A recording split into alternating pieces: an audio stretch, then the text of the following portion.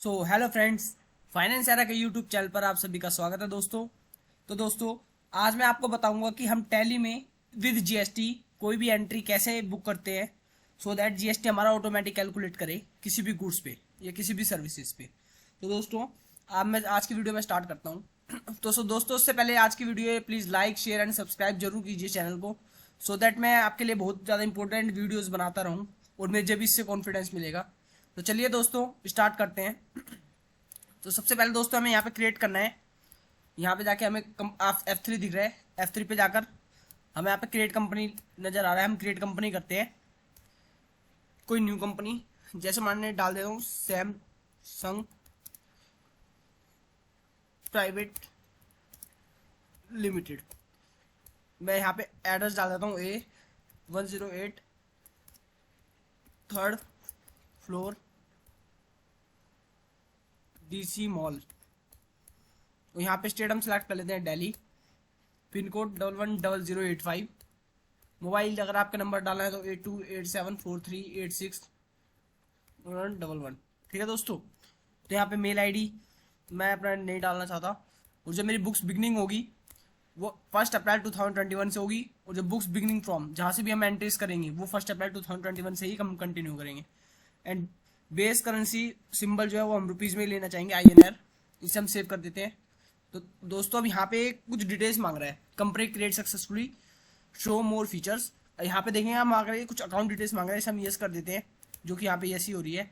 हमें यहाँ पे इन्वेंट्री भी मेंटेन करना है तो उसे भी हम यहाँ पे यस कर देते हैं, और जीएसटी डिटेल को हम यहाँ पे यस कर देते हैं।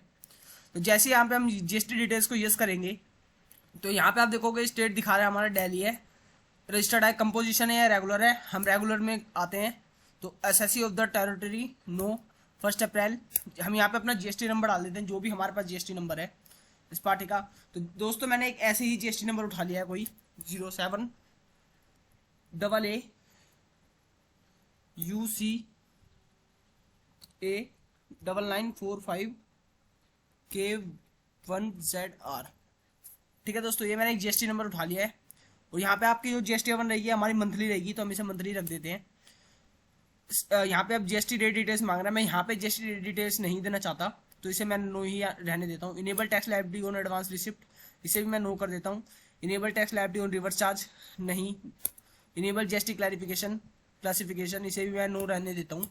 तो दोस्तों, हमारे कुछ इंपॉर्टेंट डिटेल्स है, सिर्फ मैं उन्हें यहाँ पे वीडियो में बताऊंगा आपको। ई वे बिल एप्लीकेबल, जो हमारा ई वे बिल एप्लीकेबल होगा वो हमारा यस होगा।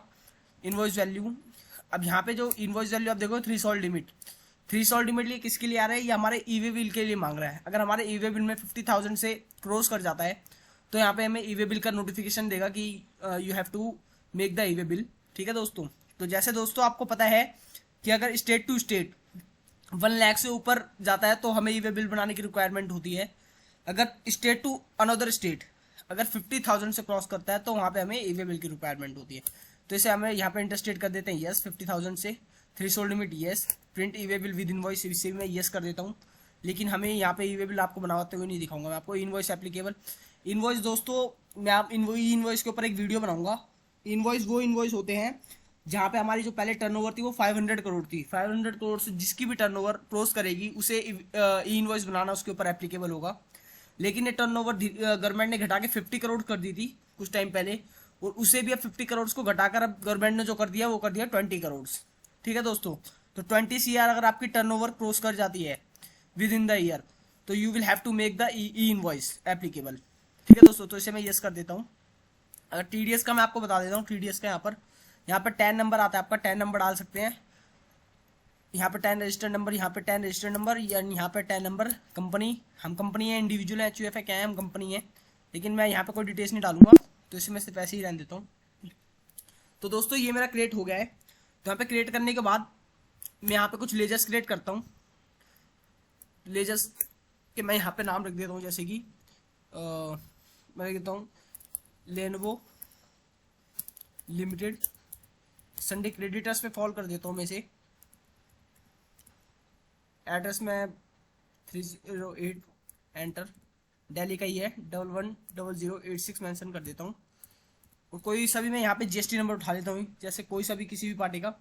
तो 07 यहाँ पे दोस्तों जैसे 07 यहाँ पे मैं डाल देता हूँ AZNPJ5676N1 NZ9। ठीक है दोस्तों, तो इसे मैं यहाँ पे यस कर देता हूँ एंड इसे मैं यहाँ पर सेव कर देता हूँ। तो सेव करने के बाद मैं एक और लेजर क्रिएट कर लेता हूँ। यहाँ पे मैं डाल देता हूँ ऑटोमोबाइल कंपनी। इसे मैं यहाँ पे सन्डी डेटर्स का नाम दे देता हूँ। एड्रेस वगैरह आपको कुछ डालना है डाल सकते हैं, दिल्ली में ही मैं से डाला 110089 डाल देता हूँ मैं से। रेगुलर है हमारा, तो हम यहाँ पे इससे जीएसटी नंबर इसका मांग रहे हैं। जीएसटी नंबर देते हैं 07 ARXPM 8578 R1Z2। मैं से यहाँ पे सेव कर देता हूँ। तो दोस्तों यहाँ से अब मैं बैक जाता हूँ एक बार। तो अब मैं हम कोई आइटम क्रिएट कर लेते हैं। तो यहाँ पे ऑल्ट क्रिएट का ऑप्शन आ रहा है। यहाँ पे क्रिएट आप देखोगे stock category, stock item, unit. पहले हम यूनिट क्रिएट कर लेते हैं कुछ केजीएस, किलो, ग्राम में, और यहाँ पे मांगते हैं हम किलोग्राम। ठीक है दोस्तों, ये हम यहाँ पे हम यूनिट्स क्रिएट कर लेते हैं कुछ। ऐसे ही मैं डाल देता हूँ pieces, PICES, pieces and pieces. इसे मैं यहाँ पे सेव कर लेता हूँ।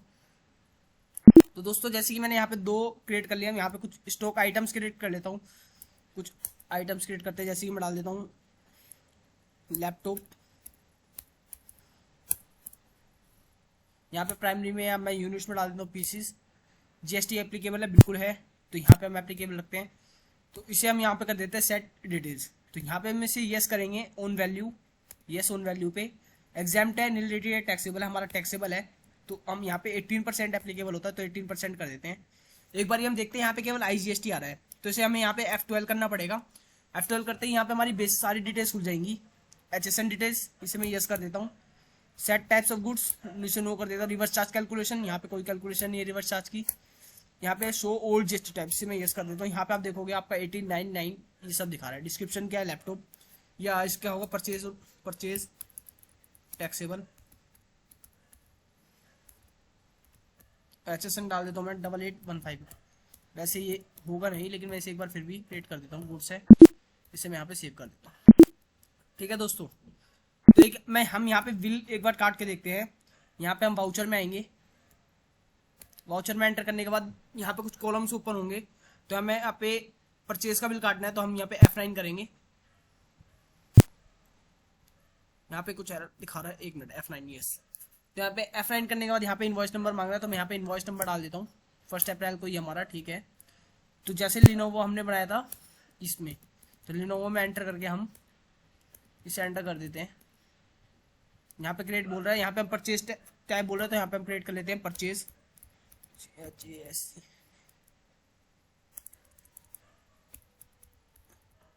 परचेज। ठीक है दोस्तों, यहाँ पे हम परचेज, इसे परचेज GST कर देते हैं।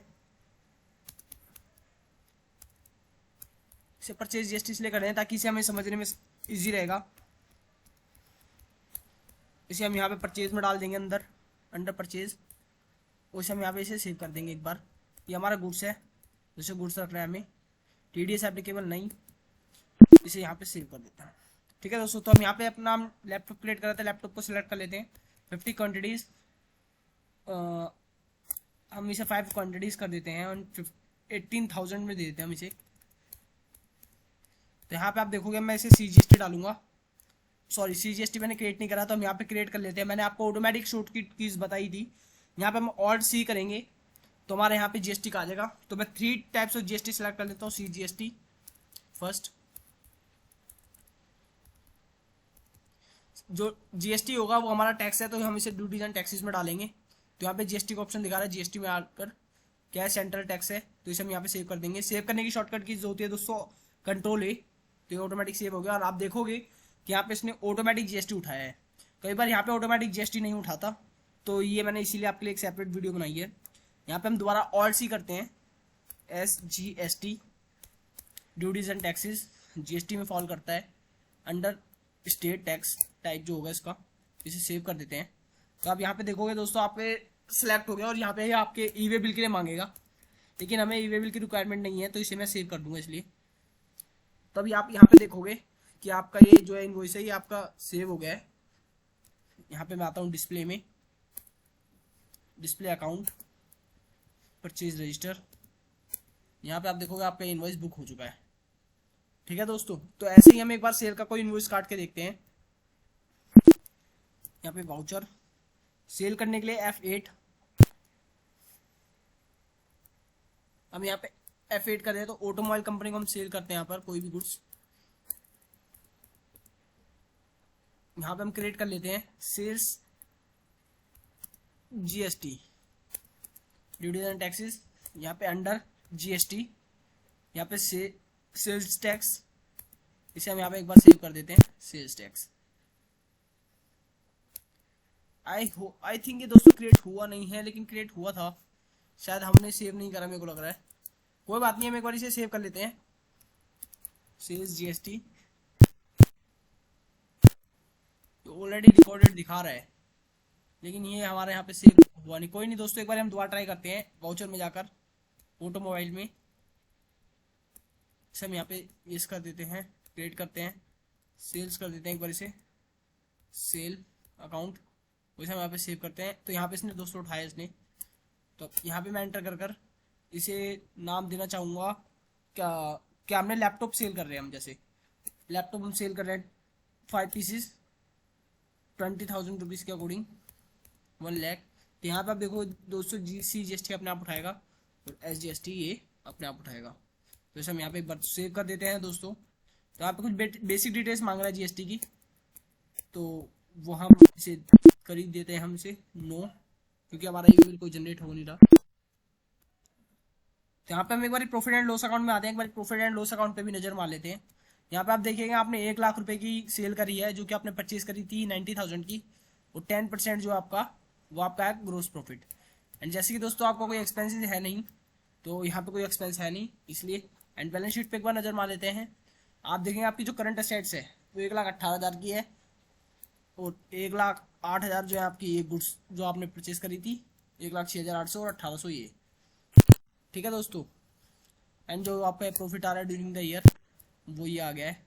तो आई होप दोस्तों ये वीडियो आपके लिए हेल्पफुल रही होगी, और आगे भी मैं आपके लिए काफ़ी ज़्यादा वीडियोस बनाता रहूँगा। तो प्लीज़ दोस्तों इस चैनल को लाइक शेयर एंड सब्सक्राइब जरूर कीजिएगा, सो दैट मैं आपके लिए मोस्ट इंपॉर्टेंट वीडियोस बनाता रहूँ। ठीक है दोस्तों, thank you so much. Okay.